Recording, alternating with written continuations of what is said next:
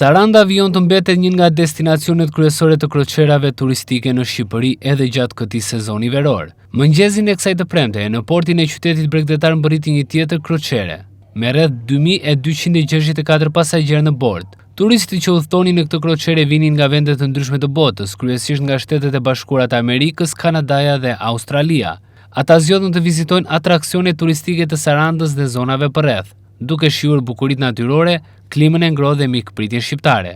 Kroqera ishte nisur nga Dubrovnik dhe do të vijojë itinerarin e saj drejt Italisë, ndërsa ndalesa ishte në Sarandë, një nga pikat më tërheqëse të udhëtimit për turistët e huaj. Gjatë qëndrimit të tyre, shumë prej vizitorëve eksploruan shëtitore e Buzdetit, plazhet si dhe monumentet historike dhe kulturore të zonës. Edhe këtë sezon turistik, kroqerat e shumta kanë përfshirë bregdetin shqiptar në destinacionet e tyre, ku Saranda mbetet një nga ndalesat më të preferuara. Rritja e numrit të turistëve dhe interesimi i kompanive ndërkombëtare të kroqerave tregojnë se Shqipëria po forcon gjithnjë dhe më shumë pozicionin e saj në hartën e turizmit mesdhetar, duke u kthyer një nga vendet më të kërkuara për të vizituar nga turistët e huaj.